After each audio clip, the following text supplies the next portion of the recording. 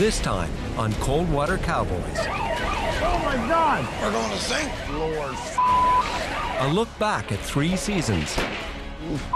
Leg. With the Coldwater captains. Oh. Holy. Holy. Their best moments. And their worst. Come on! Their battles to beat the sea. Oh. We're stuck. Catch their fish. She likes it like that. And make it home alive.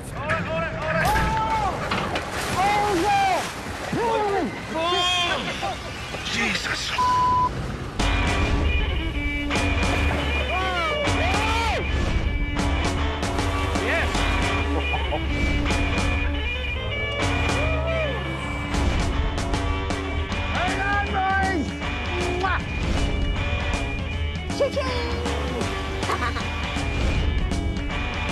We got fish, boys.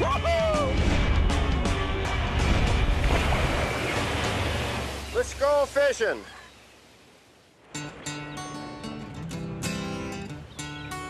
When you leave to steam out the harbour in the mornings and, you know, your sunset is just coming up, it's no wind, flat calm, birds are flying around, you're the master of your own domain.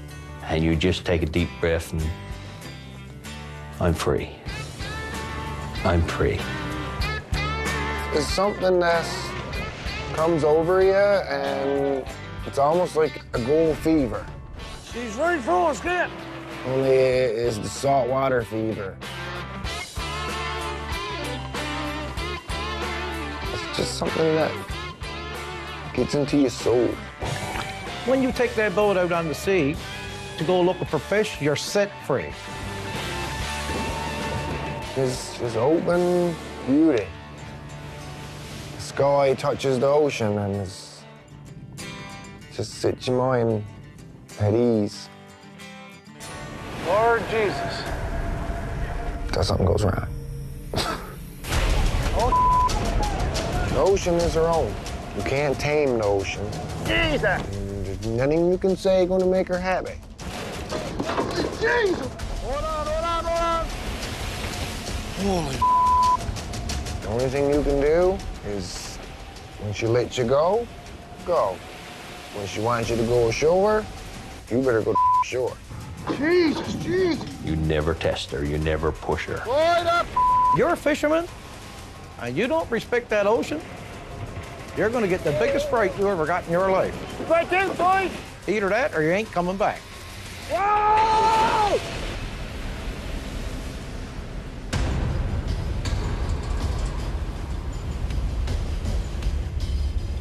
When you're offshore and you're dealing with ice, there is no such thing as safe. You know, there's always a danger of something. Anything can happen.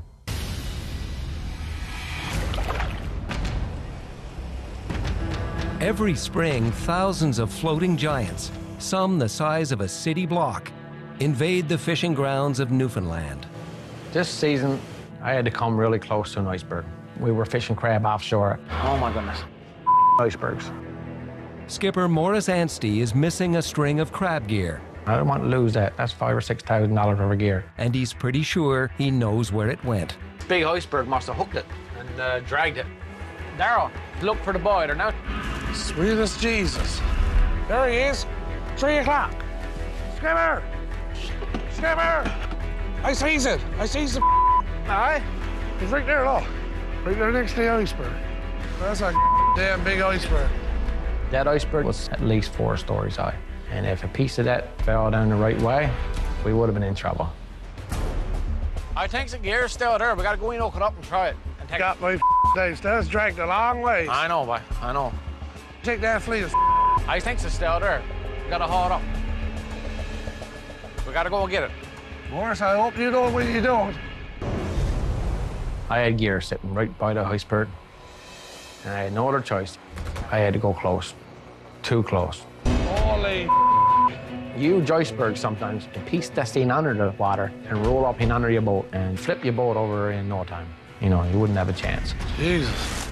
If that iceberg tips over there, we'll know it. Kiss our ass goodbye. I was trying to size up the hoist, trying to size up this big bird. You know, I wouldn't put the crew in any immediate danger, but, you know, I was gonna go push my limits. No way in hell. All right, Daryl, you see that boy? A little farther, little farther. Where's he to? Can you reach in there now? No, he's turning, boys. Oh. Get back on it! He's gonna come down, boy. Be careful, watch out! I could almost reach the boy. Get back on it! That's good. All right, put up collar. I got it. Let's get the out of there. Back out, boys. Back up.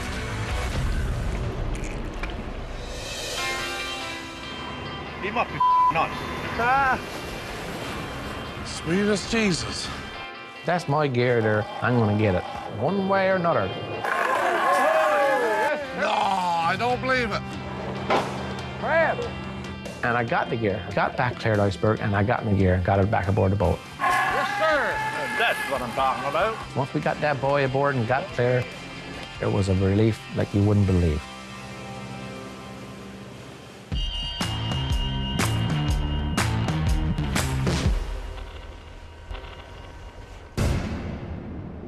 Skipper Richard Gillett has spent a lifetime navigating spring ice. Ice mightn't look like it's doing much just floating on the ocean, but I can tell you it's moving. It's got a lot of weight behind it, a lot of mass, and it's hard as a rock. Seeing some big heavy pans in there now. I don't know if it's gonna get through it or not. As time goes on and warms up, all the smaller ice gets melted. The only thing you're left with is the really big, hard, blue ice, and that's a nightmare to get through. That's the most dangerous ice you can travel in. But once you're in it, there's only one way out. Hold on, boys. We got to punch through this ice. You just got to keep pushing through, because it's too dangerous just to sit in the ice. Full throttle onto her now, whatever she got into her. You know, if you come between two of them pans as the swell's bringing them together, they will crush your boat. Oh.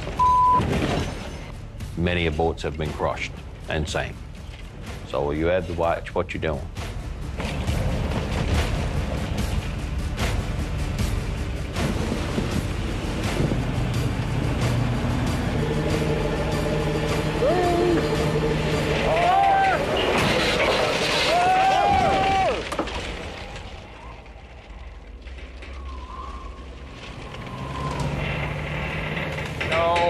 No, sons of bitches. We're stuck. The first thing you're looking at is, am I safe here? Matty, you're gonna have to go up to the crow's nest and have a look. The skipper can never show panic. If you do, and the boys see that, you know, she's going to go to hell in a handbasket pretty quick. I've had guys come up to me, Skipper, you scared? I said, no. I said, but I will tell you one thing. When I am afraid, you better be afraid. Well, let me have to keep her to the port, Richard. Port be better? Yeah.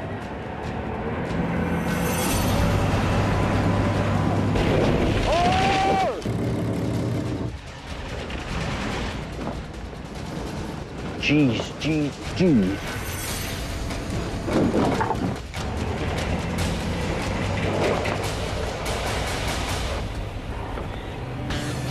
Okay, bye. Yeah. No, we're moving again now, very slowly. Looks like we got pretty good clear sailing now. I don't think I want to do that again today. When you get through, you know that the ice is behind you. Yeah, it's a big relief then.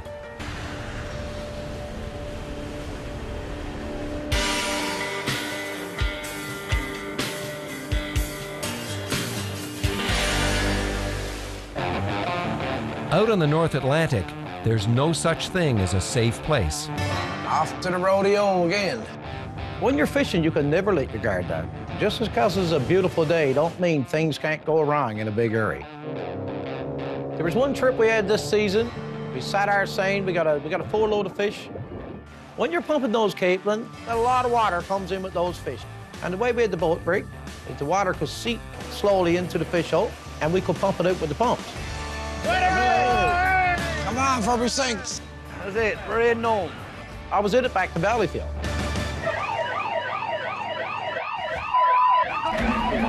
Lord. And the pump gave out in the fish hole. So, of course, we couldn't pump the water out. Water coming! There's getting an awful lot of water back here. Oh, for sake.